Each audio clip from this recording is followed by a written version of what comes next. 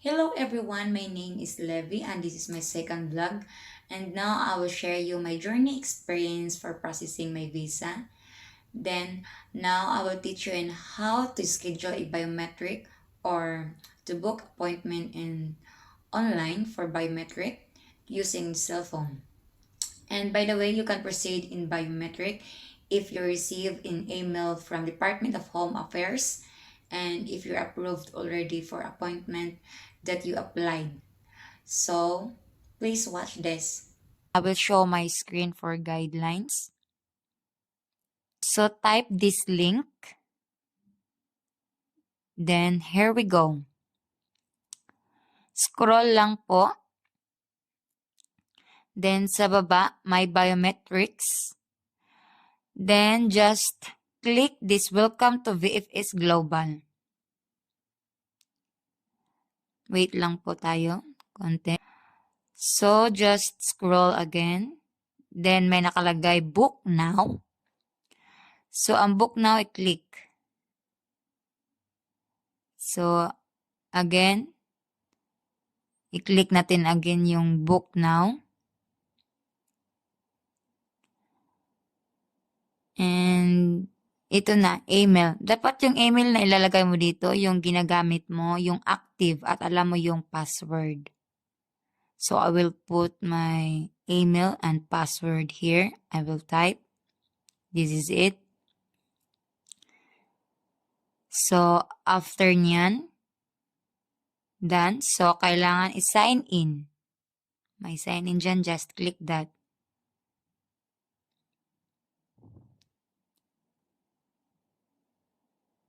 So, this page, start new booking. Click nyo lang po yung start new booking in app.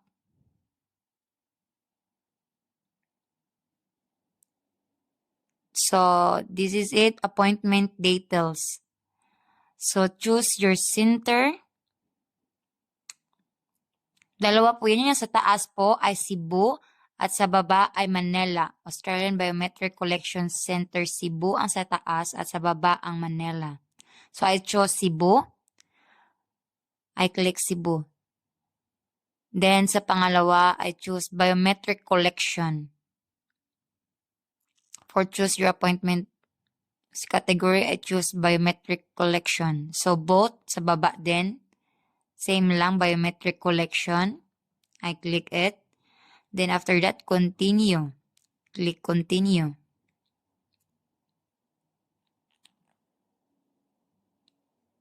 So, next step, your details. Applicant 1. So, applicant 1, it means me. VLN. This VLN, ito po yung email ng Australian Government Department of Home Affairs na in-email sa iyo. At yan po ang ilalagay dyan. Ipapakita ko po sa inyo. Yan. And ito po ang pinaka-importante, especially approved ka na sa iyong visa lodgement na in-applyan through online application. So, i-type lang natin dito. Medyo masilan to kasi privacy. Kailangan ko lang i-cover. So, first name ko, inilagay ko, Levi. So, last name, yan, Apyag. Then, gender, female, if what gender you are. So, date of birth. Lagay dyan din. Hanapin ko lang dito. August 21, 2000. Year. We'll find 2000. Then, my month.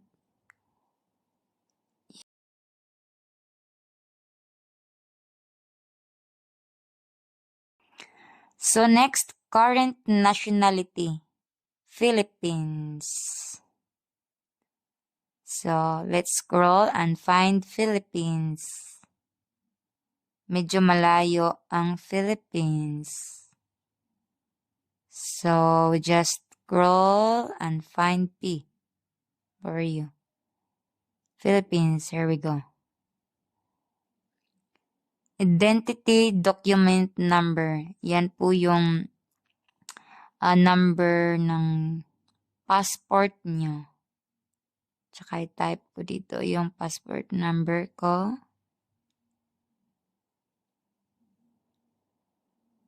Yan. Kailangan pag mag-fill up kayo nito already ang passport number nyo at alam nyo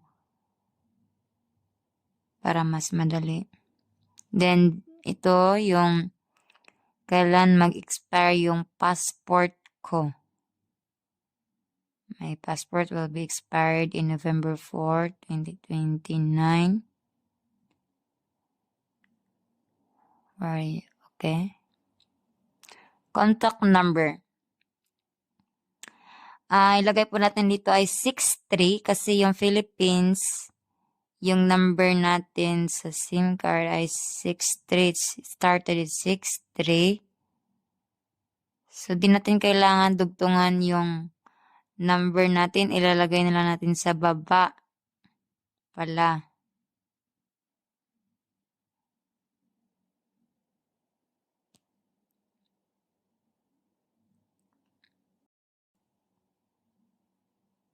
So, ayan. Okay na. So, next is email. Yung email na ginagamit mo, active pa. So, i-type ko lang yung email ko. Huwag kayong magtaka kung kapital lahat yung email na pag-type kasi importante yan. Sa VFS Global, wala na kayong magawa, walang small letter dyan. Malaki po talaga ang pag-type ng email dito. So, ayan. So, save. Click lang nyo ang save. So, okay na. Click nyo lang ang save. Medyo maghintay tayo ng konti. May na yung signal. So, ayan na. Ano na ako? Your details, applicant. So, ito na. Magbubuk na ako. May pangalan na ako dito. So, add another applicant. Wala akong another applicant. Ako lang mag-isa. So, continue. Let's continue. So, here we go. So, ito na. Medyo loading. Book an appointment. Ito na yung days na kailangan mong pagpipilian na mag-attend ka ng biometric. Pipili ka namang araw dyan na mag-attend ka sa mismong biometric center. Sa pinili ko ay Cebu. So, ayan. I-click ko lang tong 22, March 22, 2024. And then, scroll lang ako kasi pipili ako dito ng time, if what time ako mag-attend ng biometric. So, much better early because pag dun ka na sa tanghali o sa mga anong oras, dami ng tao. So, I choose 7:30 a.m.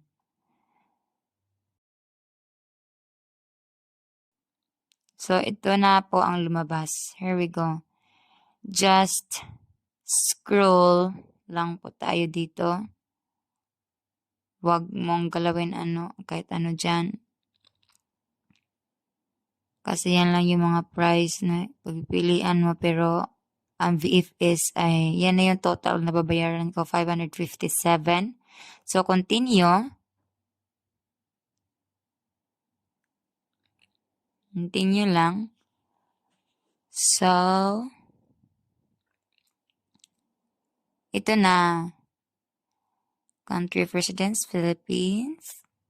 Ito na yung applicant details ko. Nag-show sila kung tama ba tong pag-book ko. So that, pwede ko na tong i-continue. So, I accept the term and conditions. Click nyo lang. Then, yes, I agree to receive future communication, optional value, and services offered by VFS Global. Then, click lang pay at VFS Center. May babayaran doon sa biometric center mismo, 557 pesos. So, thank you for booking an appointment with us. So, here we go. Tapos na po akong mag-booking. So, yan na po ang aking natapos na pag-book ng appointment for my biometric. Ganun lang kasimple ang guide at step by step. So, yan. Yan na. Finally, it's done. Then, home. So, let's wait lang kasi tapos na akong mag-book. O, ayan na. May, na ako, active application, appointment data. So, ibig sabihin niya, nakabook na yung appointment ko for biometric and I will get ready for myself to attend the biometric. Then, magbe-message yan ang VFS Global sa mismong active email mo. At doon mo makikita kung saan biometric center, location, makikita mo.